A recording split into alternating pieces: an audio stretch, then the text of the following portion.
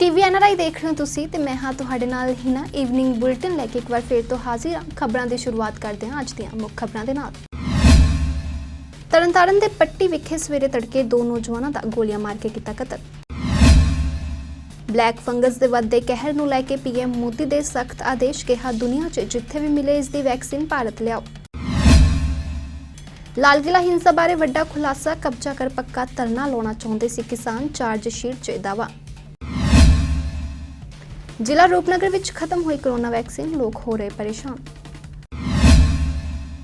ਹਲਕਾ ਸਮਰਾਲਾ ਦੀ ਅਕਾਲੀ ਸਿਆਸਤ 'ਚ ਹੋਇਆ ਵੱਡਾ ਸਿਆਸੀ ਧਮਾਕਾ 100 ਤੋਂ ਵੱਧ ਅਹੁਦੇਦਾਰਾਂ ਵੱਲੋਂ ਪਾਰਟੀ ਦਾ ਪੱਲਾ ਛੱਡ ਪਾਰਟੀ ਖਿਲਾਫ ਬਗਾਵਤ ਦਾ ਝੰਡਾ ਬੁਲੰਦ।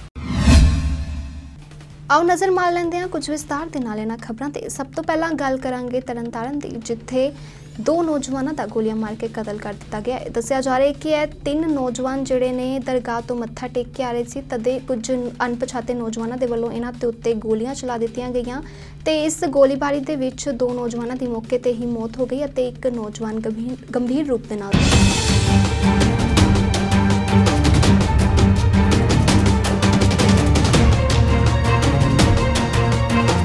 ਜ਼ਿਲ੍ਹਾ ਤਰਨਤਾਰਨ ਦੇ ਕਸਬਾ ਪੱਟੀ ਦੇ ਨਦੋਹਰ ਚੌਂਕ ਵਿਖੇ ਦੋ ਨੌਜਵਾਨਾਂ ਦਾ ਅਣਪਛਾਤੇ ਵਿਅਕਤੀਆਂ ਵੱਲੋਂ ਗੋਲੀਆਂ ਮਾਰ ਕੇ ਕਤਲ ਕਰ ਦਿੱਤਾ ਗਿਆ। ਹਾਦਸੇ ਦੇ ਵਿੱਚ ਤਿੰਨ ਨੌਜਵਾਨ ਸ਼ਾਮਿਲ ਸਨ, ਜਿਨ੍ਹਾਂ ਦੇ ਵਿੱਚੋਂ ਦੋ ਦੀ ਮੌਤ ਹੋ ਗਈ ਹੈ ਤੇ ਇੱਕ ਗੰਭੀਰ ਰੂਪ ਦੇ ਨਾਲ ਜ਼ਖਮੀ ਹੈ, ਜਿਸ ਨੂੰ ਇਲਾਜ ਦੇ ਲਈ ਹਸਪਤਾਲ ਦਾਖਲ ਕਰਵਾਇਆ ਗਿਆ। ਇਸ ਹਾਦਸੇ ਤੋਂ ਬਾਅਦ ਇਲਾਕੇ ਦੇ ਵਿੱਚ ਦਹਿਸ਼ਤ ਦਾ ਮਾਹੌਲ ਹੈ। ਘਟਨਾ ਸਥਾਨ ਤੇ ਮਾਮਲੇ ਦੀ ਜਾਂਚ ਲਈ ਪੁਲਿਸ ਨੇ ਜਾਂਚ ਸ਼ੁਰੂ ਕਰ ਦਿੱਤੀ ਹੈ। ਦੱਸਿਆ ਜਾ ਰਿਹਾ ਹੈ ਕਿ ਇਹ ਹਾਦਸਾ ਸਵੇਰੇ 6 ਵਜੇ ਦੇ ਕਰੀਬ ਹੋਇਆ ਹੈ, ਜਦੋਂ ਇਹ ਨੌਜਵਾਨ ਦਰਗਾਹ ਤੋਂ ਮੱਥਾ ਟੇਕ ਕੇ ਵਾਪਸ ਆ ਰਹੇ ਸਨ ਅਤੇ ਕੁਝ ਅਣਪਛਾਤੇ ਵਿਅਕਤੀਆਂ ਨੇ ਗੋਲੀਆਂ ਦੇ ਨਾਲ ਇਹਨਾਂ ਤੇ ਹਮਲਾ ਕਰਤਾ, ਜਿਸ ਦੇ ਵਿੱਚ ਦੋ ਨੌਜਵਾਨਾਂ ਦੀ ਮੌਤ ਹੋ ਗਈ ਅਤੇ ਇੱਕ ਗੰਭੀਰ ਰੂਪ ਦੇ ਨਾਲ ਜ਼ਖਮੀ ਹੋ ਗਿਆ। ਇਹ ਪੱਟੀ ਅੱਜ ਸਵੇਰੇ 6:15 ਵਜੇ ਦਾ ਵਾਕਿਆ ਤੇ ਦੋ ਵਿਅਕਤੀ ਇਹਦੇ ਵਿੱਚ ਡੈਥ ਹੋਈ ਹੈ, ਉਹਨਾਂ ਦੀ ਗੋਲੀਆਂ ਲੱਗਣ ਦੇ ਨਾਲ। ਇੱਕ ਅਮਨਦੀਪ ਸਿੰਘ, ਇੱਕ ਪ੍ਰਭਦੀਪ ਸਿੰਘ ਤੇ ਇੱਕ ਸ਼ੇਰਾ ਸਿੰਘ ਆ, ਉਹ ਜ਼ਖਮੀ ਹੈ ਇਹਦੇ ਵਿੱਚ। ਇਹ ਸਵੇਰੇ ਪੀਰ ਦੀ ਜਗ੍ਹਾ ਬਾਈਪਾਸ ਤੇ ਬਣੀ, ਉਹਦੇ ਨੇੜੇ ਸੇਵਾ ਕਰਨ ਆਏ ਤੇ ਵਾਪਸ ਜਾਣ ਲੱਗੇ ਤੇ ਸਵਿਫਟ ਡਿਜ਼ਾਇਰ ਦੇ ਵਿੱਚ ਕੋਈ ਲੜਕੇ ਆਏ, ਉਹਨਾਂ ਨੇ ਗੋਲੀਆਂ ਮਾਰੀਆਂ। ਕੋਈ ਜ਼ਖਮੀ ਹੋਏ ਸਰ? ਕਿੰਨੇ ਲੋਕ ਜ਼ਖਮੀ ਹੋਏ ਆ ਜੀ? ਇੱਕ ਬੰਦਾ ਜ਼ਖਮੀ ਹੋਇਆ, ਉਹਨੂੰ ਹਸਪੀਟਲ ਰੈਫਰ ਕਰਤਾ। ਸਰ ਕੋਈ ਵਜ੍ਹਾ ਰੰਜਿਸ਼ ਕੀ ਪਤਾ ਲੱਗੀ? ਅਜੇ ਤਾਂ ਇਨਵੈਸਟੀਗੇਸ਼ਨ ਚੱਲ ਰਹੀ ਹੈ, ਇਨਵੈਸਟੀਗੇਸ਼ਨ 'ਚ ਕਲੀਅਰ ਹੋਏਗਾ। ਤਰਨਤਾਰਨ ਤੋਂ ਪਵਨ ਕੁਮਾਰ ਦੀ ਰਿਪੋਰਟ ਦੇ ਨਾਲ ਦੀ ਟੀਵੀ ਐਨਆਰਆਈ। ਸੋ ਜਿੱਥੇ ਕਰੋਨਾ ਵਾਇਰਸ ਦੇ ਨਾਲ ਮੌਤ ਦੇ ਅੰਕੜੇ ਵੱਧਦੇ ਜਾ ਰਹੇ ਨੇ, ਕਰੋਨਾ ਵਾਇਰਸ ਦਾ ਕਹਿਰ ਲਗਾਤਾਰ ਜਾਰੀ ਹੈ ਤੇ ਉੱਥੇ ਹੀ ਹੁਣ ਬਲੈਕ ਫੰਗਸ ਵੀ ਆਪਣੇ ਪੈਰ ਦੇਸ਼ ਭਰ ਦੇ ਵਿੱਚ ਪਸਾਰਦਾ ਜਾ ਰਿਹਾ ਹੈ ਅਤੇ ਸਿਆਸੀ ਲੀਡਰ ਵੀ ਇਸ ਤੋਂ ਪਰੇਸ਼ਾਨ ਹੋ ਗਏ ਨੇ ਤੇ ਹੁਣ ਪੀਐਮ ਮੋਦੀ ਦੇ ਵੱਲੋਂ ਆਦੇਸ਼ ਜਾਰੀ ਕੀਤੇ ਗਏ ਨੇ ਆਪਣੇ ਅਧਿਕਾਰੀਆਂ ਨੂੰ ਕਿ ਇਸ ਦੀ ਵੈਕਸੀਨ ਜਿੱਥੇ ਵੀ ਕਿੱਥੇ ਮਿਲਦੀ ਹੈ ਭਾਰਤ ਲਿਆਂਦੀ ਜਾਵੇ। ਕੋਰੋਨਾ ਵਾਇਰਸ ਤੋਂ ਬਾਅਦ ਹੁਣ ਬਲੈਕ ਫੰਗਸ ਵੀ ਦੇਸ਼ ਭਰ ਦੇ ਵਿੱਚ ਆਪਣੇ ਪੈਰ ਪਸਾਰਦਾ ਜਾ ਰਿਹਾ ਹੈ ਅਤੇ ਇਸ ਦੇ ਨਾਲ ਨਜਿੱਠਣ ਲਈ ਸਰਕਾਰ ਜੰਗੀ ਪੱਧਰ ਤੇ ਜੁਟ ਗਈ ਹੈ। ਇਸ ਦੇ ਇਲਾਜ ਲਈ ਡਾਕਟਰ ਲਿਪੋਸੋਮਲ ਐਮਫੋਟਰਸਿਨ ਬੀ ਨਾਮ ਦੇ ਟੀਕੇ ਦੀ ਵਰਤੋਂ ਕਰਦੇ ਨੇ। ਇਸ ਦਵਾਈ ਦੇ ਉਤਪਾਦਨ ਨੂੰ ਉਤਸ਼ਾਹਿਤ ਕਰਨ ਲਈ ਭਾਰਤ ਸਰਕਾਰ ਨੇ 5 ਹੋਰ ਕੰਪਨੀਆਂ ਨੂੰ ਇਸ ਦੇ ਨਿਰਮਾਣ ਲਈ ਲਾਇਸੈਂਸ ਦਿੱਤੇ ਨੇ।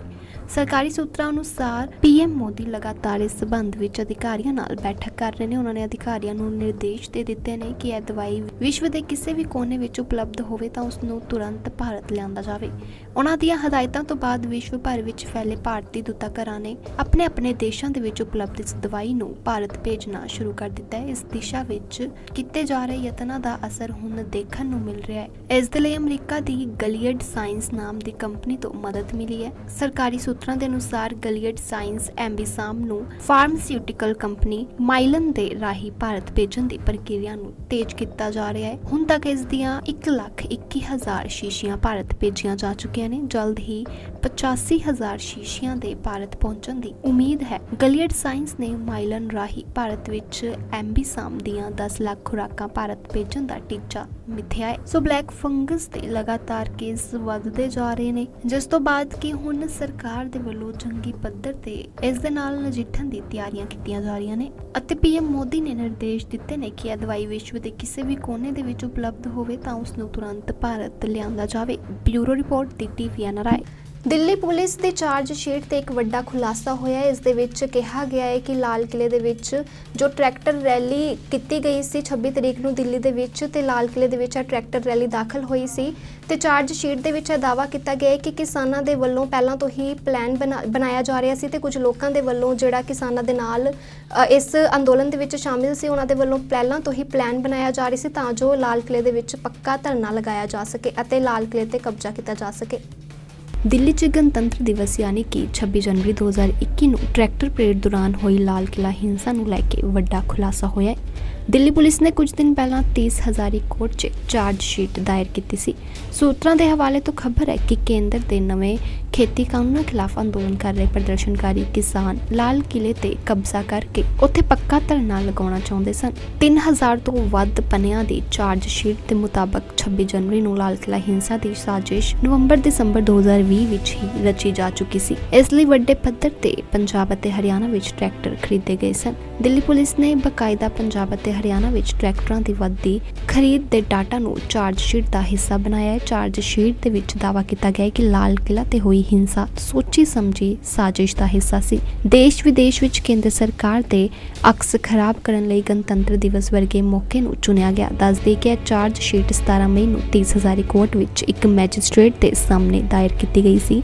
ਕੋਰਟ ਨੇ ਇਸ ਮੁੱਦੇ ਤੇ ਅੱਗੇ ਦੀ ਸੁਣਵਾਈ ਲਈ ਇਸ ਨੂੰ 28 ਮਈ ਨੂੰ ਸੂਚੀਬੱਧ ਕੀਤਾ ਹੈ। ਸੋ ਦੱਸਦੇ ਕਿ ਦਿੱਲੀ ਪੁਲਿਸ ਦੀ ਚਾਰਜ ਸ਼ੀਟ ਦਾ ਇਹ ਵੱਡਾ ਖੁਲਾਸਾ ਹੈ ਕਿ ਲਾਲ ਕਿਲੇ ਤੇ ਕੁਝ ਲੋਕ ਕਬਜ਼ਾ ਕਰਨਾ ਚਾਹੁੰਦੇ ਸਨ ਅਤੇ ਇਹ ਪਲਾਨ ਪਹਿਲਾਂ ਤੋਂ ਹੀ ਬਣਾਇਆ ਜਾ ਚੁੱਕਿਆ ਸੀ। ਬਿਊਰੋ ਰਿਪੋਰਟ ਦੀ ਟੀਵੀ NRI। ਹਲਕਾ ਸਮਰਾਲਾ ਦੀ ਅਕਾਲੀ ਸਿਆਸਤ ਦੇ ਵਿੱਚ ਉਸ ਵੇਲੇ ਵੱਡਾ ਸਿਆਸੀ ਧਮਾਕਾ ਹੋਇਆ ਹੈ ਜਦੋਂ 100 ਤੋਂ ਵੱਧ ਅਹੁਦੇਦਾਰਾਂ ਦੇ ਵੱਲੋਂ ਪਾਰਟੀ ਦਾ ਪੱਲਾ ਛੱਡ ਕੇ ਪਾਰਟੀ ਦੇ ਖਿਲਾਫ ਬਗਾਵਤ ਦਾ ਝੰਡਾ ਬੁਲੰਦ ਕੀਤਾ ਗਿਆ ਹੈ।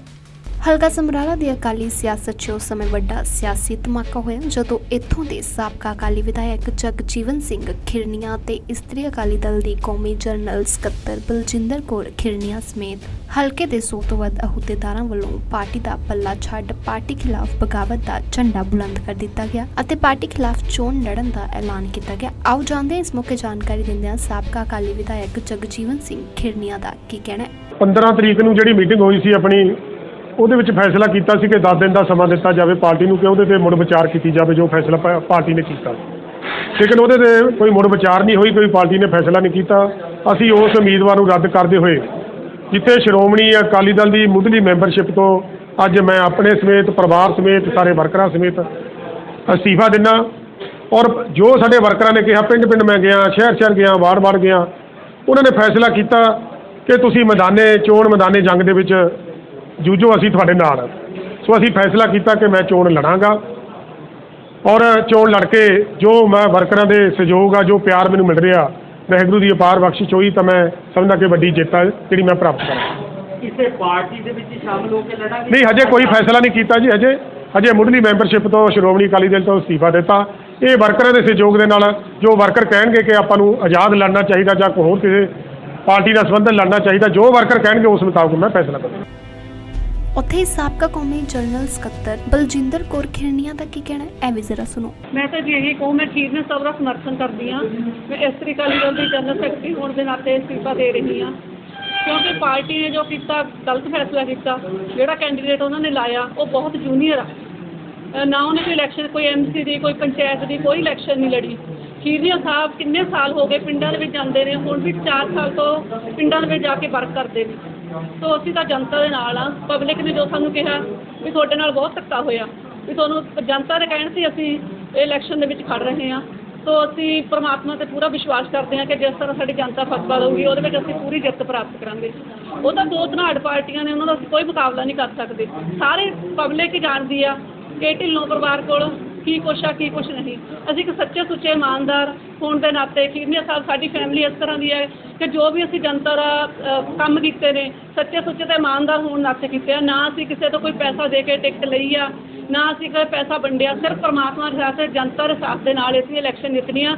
ਸੋ ਪਰਮਾਤਮਾ ਸਾਡਾ ਸਾਥ ਦਊ, ਸਾਡੀ ਪੂਰੀ ਫਤਿਹ ਹੋਊਗੀ। ਸਮਰਾਲਾ ਤੋਂ ਵਿਪਿਨ ਭਾਰਤਵਾਜ ਦੀ ਰਿਪੋਰਟ ਦੇ ਨਾਲ ਦੀ ਟੀਵੀ NRI। ਹੁਣ ਗੱਲ ਕਰਦੇ ਹਾਂ ਜ਼ਿਲ੍ਹਾ ਰੂਪਨਗਰ ਦੀ, ਜਿੱਥੇ ਕਿ ਕਰੋਨਾ ਵੈਕਸੀਨ ਖਤਮ ਹੋ ਗਈ ਹੈ। ਜੀ ਹਾਂ, ਇੱਥੇ ਕਰੋਨਾ ਵੈਕਸੀਨ ਲਗਵਾਉਣ ਆਏ ਸਰਕਾਰੀ ਹਸਪਤਾਲਾਂ ਦੇ ਵਿੱਚ ਲੋਕ ਪਰੇਸ਼ਾਨ ਹੋ ਰਹੇ ਨੇ ਕਿਉਂਕਿ ਸਰਕਾਰੀ ਹਸਪਤਾਲਾਂ ਦੇ ਵਿੱਚ ਕਰੋਨਾ ਵੈਕਸੀਨ ਹੀ ਨਹੀਂ ਬਚੀ। ਸੋ ਆਓ ਜਾਣਦੇ ਹਾਂ ਇਸ ਮੌਕੇ ਕਰੋਨਾ ਵੈਕਸੀਨ ਲਗਵਾਉਣ ਆਏ ਲੋਕਾਂ ਦਾ ਕੀ ਕਹਿਣਾ ਹੈ।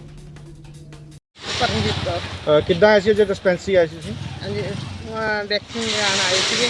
ਤੇ ਕੀ ਜਵਾਬ ਮਿਲਿਆ ਇੱਥੇ ਜੀ? ਇੱਥੇ ਕਹਿੰਦੇ ਹੈ ਨਹੀਂ ਜੀ। ਅੱਛਾ ਅੱਛਾ, ਕਿੰਨੇ ਦਿਨ ਤੋਂ ਟਰਾਈ ਕਰ ਰਹੇ ਵੈਕਸੀਨ ਲਵਾਉਣ ਵਾਸਤੇ? 2 ਦਿਨ ਤੋਂ। ਅੱਛਾ, ਮਿਲ ਨਹੀਂ ਰਹੀ? ਨਹੀਂ ਜੀ, ਤੇ ਸਰਕਾਰ ਕਹਿੰਦੀ ਜਲਦੀ ਵੈਕਸੀਨ ਲਵਾਓ, ਕੀ ਕਹਿਣਾ ਚਾਹੁੰਦੇ ਸਰਕਾਰ ਨੂੰ? ਅਸੀਂ ਤਾਂ ਇਹ ਕਹਿੰਦੇ ਹਾਂ ਜੀ ਵੈਕਸੀਨ ਮਿਲੇ ਸਾਰਿਆਂ ਨੂੰ ਵੈਕਸੀਨ ਲੱਗੇ। ਜਿੰਨੀ ਜਲਦੀ ਹੋ ਸਕਦਾ ਉਨੀ ਜਲਦੀ ਤੇ ਵੈਕਸੀਨ ਸਾਰਿਆਂ ਨੂੰ ਮਿਲਣੀ ਚਾਹੀਦੀ। ਸੇਵਾ ਸਿੰਘ ਤੇ ਅੱਜ ਡਿਸਪੈਂਸਰੀ ਆਇਓ, ਕੀ ਕਹਿਣਾ ਚਾਹੁੰਦੇ, ਕਾਹਦੇ ਵਾਸਤੇ ਆਏ ਸੀ? ਡਿਸਪੈਂਸਰੀ ਆਉਂਦੇ 8 ਦਿਨ ਹੋ ਗਏ ਲਗਾਤਾਰ, ਇੱਥੇ ਨਾ ਕੋਈ ਟੀਕਾ ਮਿਲਦਾ, ਨਾ ਕੋਈ ਇੱਥੇ ਦਵਾਈ ਨਹੀਂ, ਕੋਈ ਇੱਥੇ ਡਾਕਟਰ ਨਹੀਂ ਅਵੇਲੇਬਲ ਮਿਲਦਾ, ਨਾ ਹੀ ਕੋਵਿਡ ਦਾ ਟੀਕਾ ਇੱਥੇ ਕੋਈ। ਓਪੀਡੀ ਦੀ ਵੀ ਬੰਦ ਕੀਤੀ ਹੋਈ ਹੈ। ਕੋਵਿਡ ਹੀ ਬੰਦ ਆ, ਜੰਦੇ ਲਾਏ ਹੋਏ ਇਹਨਾਂ ਨੇ, ਅੰਦਰੇ ਬੈਠੇ ਆ, ਬਾਹਰ ਕੋਈ ਨਹੀਂ ਹੈ। ਤੇ ਸਰਕਾਰ ਤਾਂ ਕਹਿ ਰਹੀ ਹੈ ਵੈਕਸੀਨ ਲਵਾਓ ਜਲਦੀ ਤੋਂ ਜਲਦੀ, ਜਿਸ ਤਰ੍ਹਾਂ ਮਿਲ ਨਹੀਂ ਰਹੀ, ਕੀ ਕਹਿਣਾ ਚਾਹੁੰਦੇ ਜੀ? ਸਰਕਾਰ ਜਦ ਸਰਕਾਰ ਇਹਨਾਂ ਨੂੰ ਦਵੋਗੇ ਤਾਂ ਹੀ ਲਾਉਣਗੇ। ਇਹ ਵੀ ਅੰਦਰ ਤਾਂ ਕੁੰਡੇ ਲਾਈ ਬੈਠੇ ਅੰਦਰ। ਹਾਂ, ਇਹ ਤਾਂ ਬਾਹਰ ਹੈ ਨਹੀਂ ਕੋਈ। ਤੇ ਆਮ ਮਰੀਜ਼ਾਂ ਨੂੰ ਵੀ ਚੈੱਕ ਨਹੀਂ ਕੀਤਾ ਜਾ ਰਿਹਾ ਜੀ ਜਿਹੜੇ ਹੋਏ? ਕੋਈ ਇੱਥੇ ਹੈ ਹੀ ਨਹੀਂ, ਕੋਈ ਡਾਕਟਰ ਨਹੀਂ ਹੈਗੇ ਇੱਥੇ, ਕੋਈ ਨਹੀਂ। ਕਿਵੇਂ ਕੋਈ ਗੱਲ ਨਹੀਂ ਕੋਈ ਸੁਣਦਾ ਇੱਥੇ। ਕਿਵੇਂ ਦੇਖਦੇ ਪੰਜਾਬ ਦੀਆਂ ਸਿਹਤ ਸਹੂਲਤਾਂ? ਸਰਕਾਰ ਕਹਿੰਦੀ ਬਹੁਤ ਵਧੀਆ ਸਹੂਲਤਾਂ ਦੇ ਰਹੇ ਆ। ਨਹੀਂ, ਘਟੀਆ, ਬਹੁਤ ਮਾੜਾ ਹਾਲ, ਬਹੁਤ ਮਾੜਾ ਹਾਲ। ਸਭ ਵੈਕਸੀਨੇਸ਼ਨ ਨੂੰ ਲੈ ਕੇ ਕੀ ਸਟੇਟਸ ਹੈਗਾ? ਲੋਕ ਪਰੇਸ਼ਾਨ ਹੋ ਕੇ ਵਾਪਸ ਜਾ ਰਹੇ ਆ ਡਿਸਪੈਂਸਰੀਆਂ ਤੇ ਹਸਪੀਟਲ 'ਚ, ਵੈਕਸੀਨੇਸ਼ਨ ਲੱਗ ਨਹੀਂ ਰਹੀ ਜੀ। ਐਕਚੁਅਲੀ ਸਟੇਟ ਤੇ ਸੈਂਟਰ ਵਾਲੀ ਜਿਹੜੀ ਵੈਕਸੀਨ ਹੈ ਨਾ, ਉਹ ਸਾਡੇ ਕੋਲੇ ਬਹੁਤ ਜ਼ਿਆਦਾ ਸ਼ਾਰਟ ਹੈ। ਸਿਰਫ ਕੋਵੈਕਸੀਨ ਅਵੇਲੇਬਲ ਹੈ, ਜਿਹੜੀ ਕਿ DH ਤੇ ਕੀਰਤਪੁਰ ਐਂਡ ਅਨੰਦਪੁਰ ਸਾਹਿਬ ਥੋੜ੍ਹੇ ਡੋਜ਼ਿਸ ਅਵੇਲੇਬਲ ਹੈ। ਉੱਥੇ ਇਹ ਸੈਕੰਡ ਡੋਜ਼ ਜਿਹੜੀ ਹੈ ਕੋਵੈਕਸੀਨ ਦੀ ਉਹ ਚੱਲ ਰਹੀ ਹੈ, ਤੇ ਬਾਕੀ ਸੈਂਟਰ ਵੈਕਸੀਨ ਨਾ ਹੋਣ ਦੀ ਘਾਟ ਕਰਕੇ ਇਹ ਬੰਦ ਚੱਲ ਰਹੇ ਨੇ। ਤੇ ਸਰ ਕੀ ਉਮੀਦ ਹੈਗਾ ਕੋਈ ਆਉਣ ਦੀ ਵੈਕਸੀਨ? ਕਿਉਂਕਿ ਲੋਕ, ਸਰਕਾਰ ਅਪੀਲ ਕਰ ਰਹੀ ਹੈ ਲਗਵਾਓ ਜਲਦੀ, ਲੋਕ ਵੀ ਹੁਣ ਅਵੇਅਰ ਹੋ ਰਹੇ, ਲਵਾ ਰਹੇ ਆ, ਪਰ ਵੈਕਸੀਨ ਨਹੀਂ ਮਿਲ ਰਹੀ। ਐਕਚੁਅਲੀ ਇਹ ਸਾਨੂੰ ਸਟੇਟ ਤੋਂ ਹੀ ਮਿਲਦੀ ਹੈ, ਤੇ ਹਜੇ ਸਟੇਟ ਤੇ ਅਵੇਲੇਬਲ ਨਹੀਂ ਹੈ। ਉਮੀਦ ਹੈ ਕਿ ਇੱਕ ਅੱਧੇ ਦਿਨ ਦੇ ਵਿੱਚ ਸਾਨੂੰ ਇਹ ਅਵੇਲੇਬਲ ਹੋ ਜਾਏਗੀ ਤੇ ਸਾਰੀ ਵੈਕਸੀਨੇਸ਼ਨ ਦੁਬਾਰਾ ਸ਼ੁਰੂ ਕਰ ਦਾਂਗੇ। ਤੇ ਹੁਣ ਤੱਕ ਸਰ ਵੈਕਸੀਨੇਸ਼ਨ ਕਿੰਨੀ ਕੁ ਹੋ ਗਈ ਜਿਹੜੇ? ਤਕਰੀਬਨ ਸਾਡੇ ਕੋਲੇ 75,000 ਜਿਹੜੇ ਹੈਗੇ ਆ ਬੈਨੀਫਿਸ਼ਰੀਜ਼ ਜਿਹੜੇ ਹੈਗੇ ਉਹਨਾਂ ਨੂੰ ਫਸਟ ਡੋਜ਼ ਲੱਗ ਚੁੱਕੀ ਹੈ।